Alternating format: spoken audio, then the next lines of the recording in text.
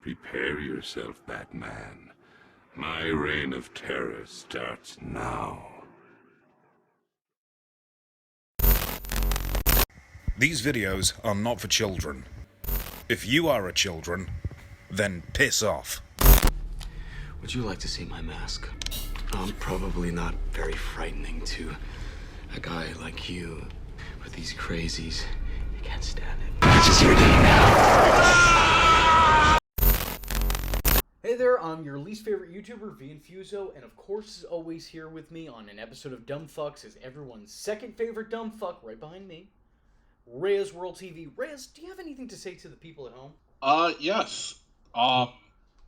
This is actually my favorite Batman villain of all time, Scarecrow. So definitely had to make sure I say yes to this video for sure. He is, dude, he's absolutely underrated. Yeah, super underrated. He creates hallucinations of your greatest fears. How the fuck is he anything but top tier villain? He should be a main villain. I would even say I love the Joker. He's one of my favorite characters. But it makes more sense for fucking Scarecrow to be a threat than Joker. When you think about it, it makes more sense that he would be a threat more than any other Batman villain ever. So I understand him being your favorite. And my number 5 pick is John Noble from Arkham Knight. I have very mixed feelings on this because I like the original actor in the previous Arkham games. I thought he did a really, really great job. And then in the third one, when Scarecrow he's a major name, he's got more importance and significance in this game. Now's the game where we're going to switch out his voice actor. That was really annoying to me. But in terms of a performance in general, it was great. Shh.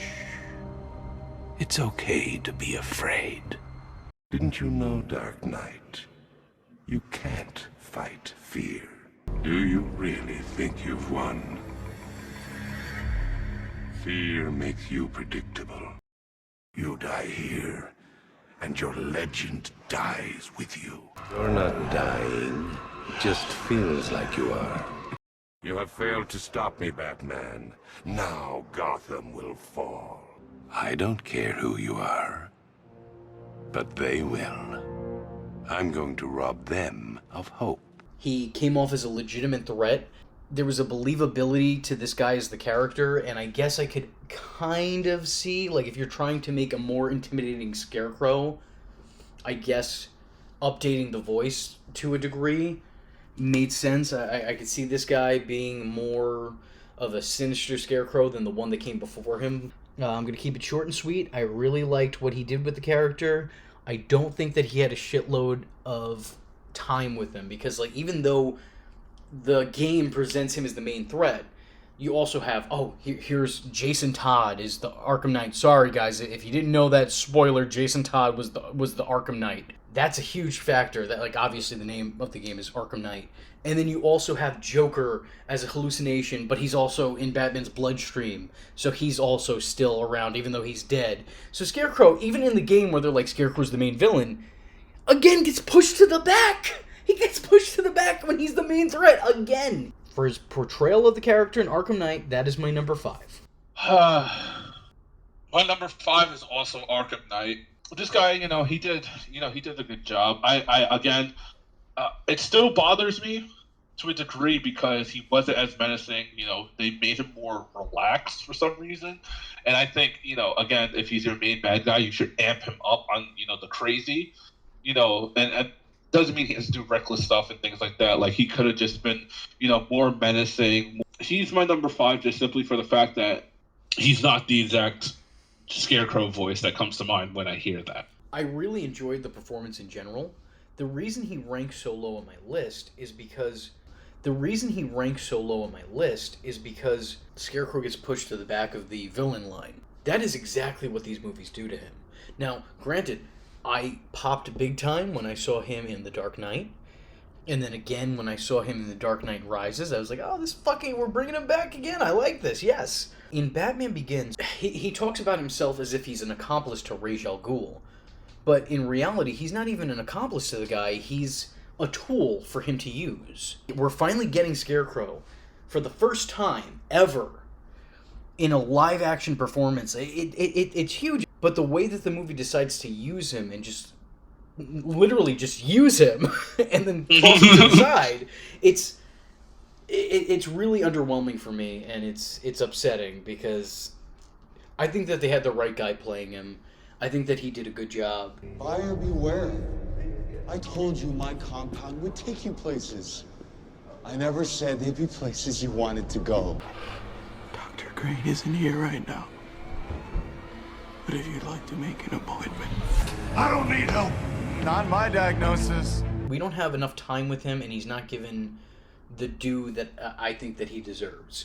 So, Cillian Murphy, fantastic actor. Still to this day, when I see him perform in things, and mind you, I've seen him in a bunch of things, and I've seen him do well in a bunch of things, but still my mind goes, oh, hey, it's the fucking Scarecrow. Fantastic performance, and he is my favorite live-action Scarecrow performance to this day, but he deserved it better. So he is number 4 on my list through no fault of his own. That's fair. My number 4 is Scarecrow from the animated series. Okay, which one? Because there were actually 3. Now I know you're probably not talking about the first one because the first one only portrayed the character for his first episode, and he was all right. The one where he looks the most sinister. Okay, so you're talking about when he kind of looks like Jeepers Creepers. Yes. Okay, that is Jeffrey Combs. Now you may also recognize him if you've played Injustice, because he also plays the voice of Brainiac. That's actually very interesting. Comparing it to when he first appeared just for, like, the beginning of the animated series, he is beyond menacing. Not just looks-wise, but obviously voice-wise. You should have monitored him more carefully. Scared you, didn't I? They don't seem so frightening now, do they? He definitely left such an impact for the later seasons of the animated series, and I think he's actually one of the highlights of the animated series. Oh, absolutely. The animated series did a major upgrade with him, and then downgraded some other people, like almost everyone else, to be honest. Okay, my number 3 pick is Henry... Cavill. No, Henry Poso. I smudged this, so I don't... Henry Poso? Look, the guy from Batman the Animated Series, I thought his voice fit both Jonathan Crane and the Scarecrow very well. I enjoyed the overall performance. I could see that version of the character, like, for a long time, that was my ideal version of Scarecrow. That was probably the first version I was introduced to. But this version of the character, down from the way it looks to the way that he sounds, was my first impression of the Scarecrow character, and I absolutely loved it. He became one of my favorite villains of all time because of this performance. I thought that he was fucking phenomenal in what he did. I can buy him both as being somebody who is frail and feeble and, maybe a little mousy and weak, but in the same sense, because of those qualities, he's also somebody who tries to strike fear into others. It's no joke, I assure you. It's the fear of victory. An entire city screaming in fear. I wonder if we'll be able to hear it. It stands out for me because I have such nostalgia for it. And in general, even take out the nostalgia factor entirely, it's still really great. But it doesn't make my top 2, but it just barely doesn't make my top 2. That's fair. But my number 3 is the guy from Gotham. I'm confused. I'm very confused by this. I did not like him at first at all, actually. I thought, again, typical Batman media, they mistreated him. Mm-hmm. And they pushed him, to the back burner. And I still feel like that. They didn't really utilize him correctly. However, when he actually becomes Scarecrow, like when he actually has the mask and, like, he's actually confident in what he's doing, I saw Scarecrow. Why he's my number 3 is simply because I definitely have a newfound appreciation for him, especially thinking about this list and thinking about, like, attributes of Scarecrow. He definitely was there. I cured myself. You see, I feared the Scarecrow, and now we are one. Why are you here? It's not to steal the generator. Why would I want light? Fear lives in darkness. Do you believe in fate? I didn't before today, but you, sir, have made me a believer. First off, can we just say the fucking outfit was dope? Like, it was Yes. fucking awesome. It was probably one of the better Scarecrow, like, way better than Batman Begins Scarecrow. But I do think that he was good.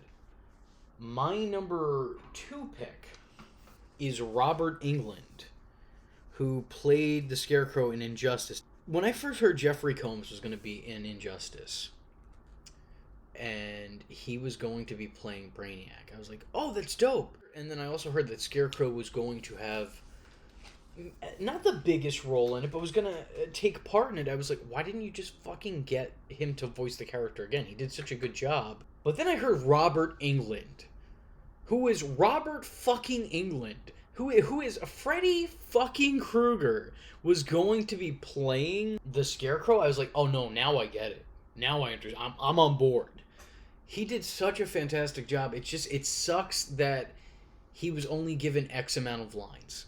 We only got to see him a certain amount of time. We only got to hear so much dialogue from him.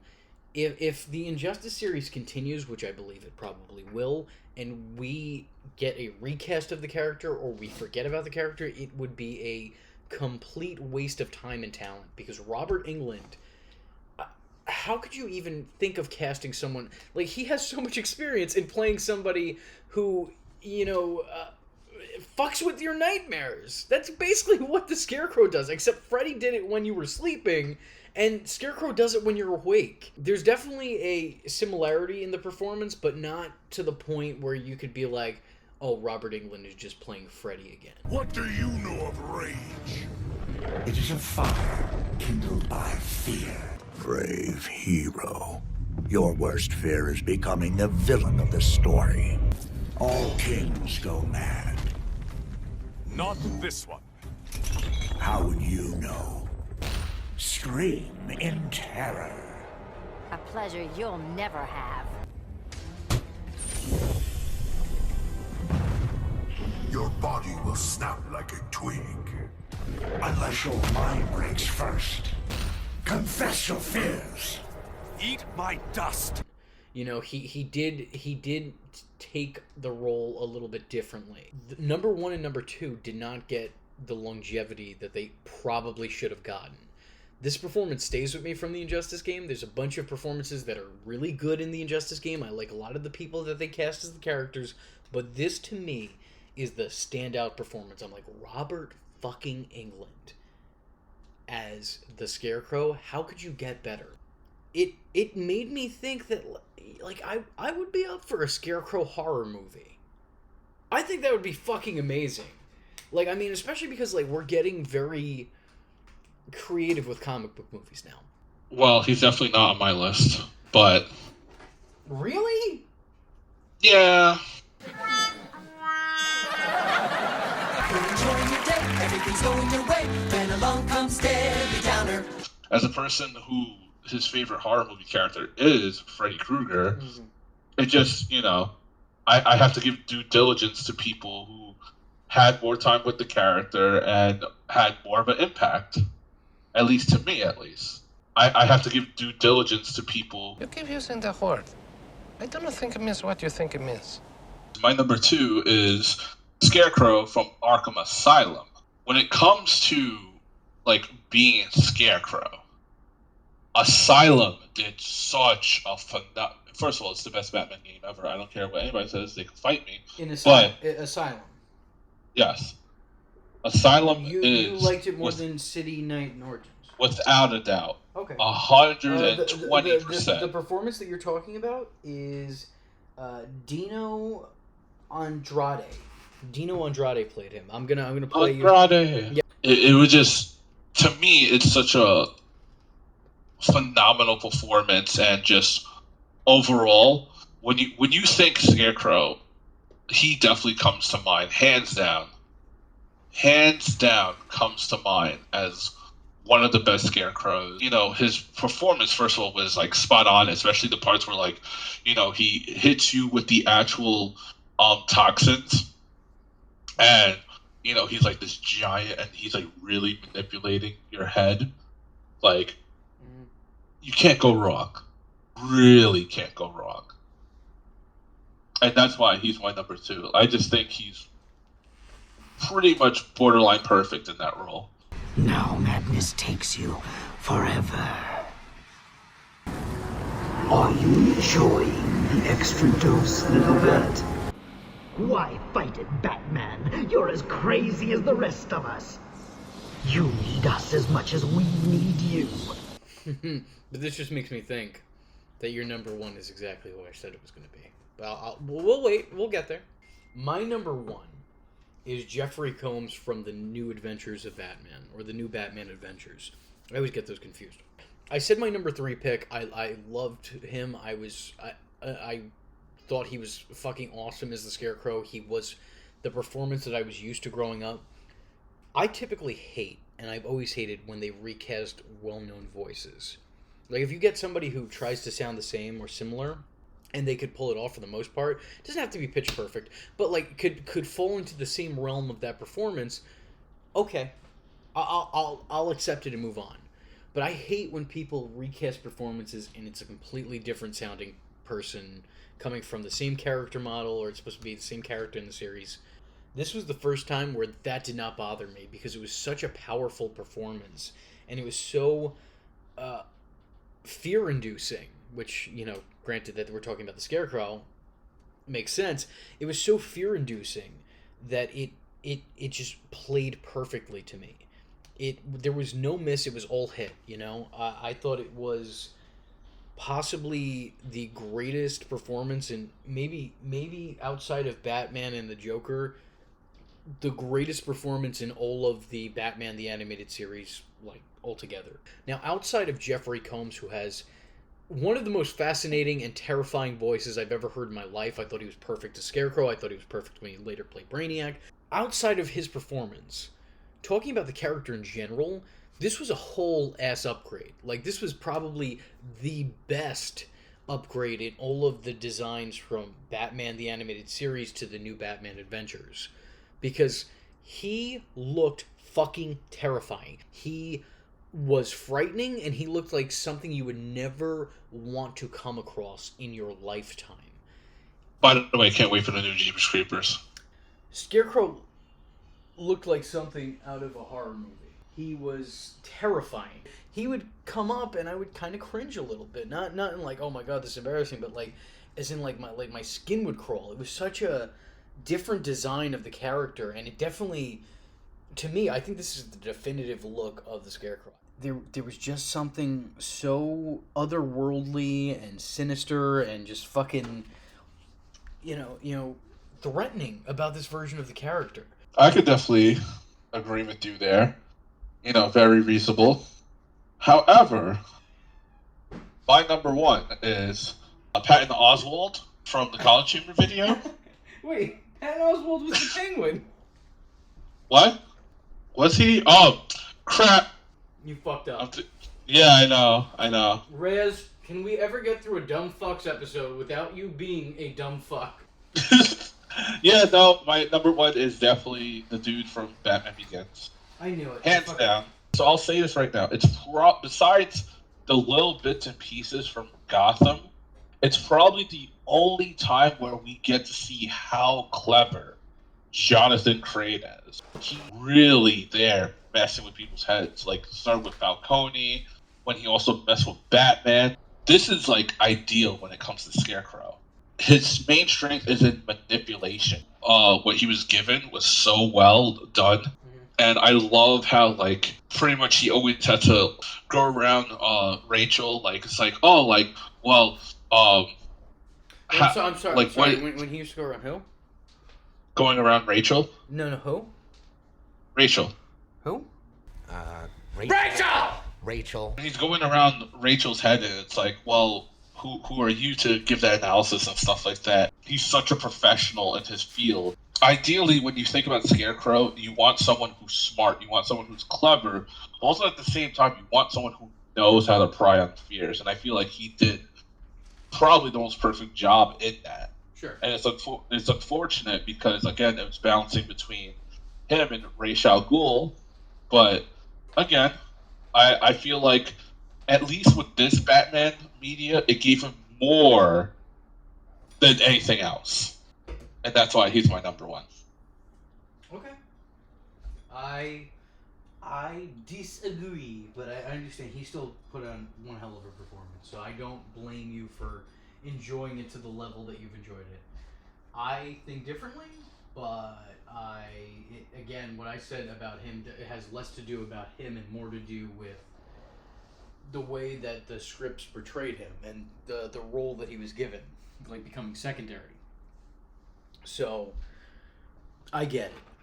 With that being said, I think that we've been doing good on the Dumb Fucks episodes. There hasn't been a full-on fight that has broken out in quite some time for a while, so that's true. This is progress.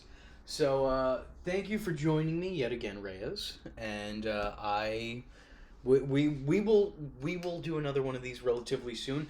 Speaking of thank you for joining me, everyone who's watching, I appreciate you being here, and me and Reyes, both of us dumb fucks, hope to see you in the next one. And at the end of fear, oblivion. This is the end, Dark Knight. You have nothing to be afraid of anymore. I am vengeance. I am the night, and that was V Infuso. Just remember, if you're not tuning in, then you're missing out. So, if you like the words that came out of his mouth hole, and you too would like to become a V-generate, don't forget to like and subscribe. Thanks for watching, nerds! And if you're not joining the fun, you're in for one bad day. And you know what they say about having one bad day?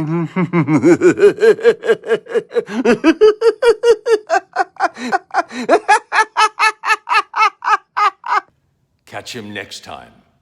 Same bat time. Same bat channel.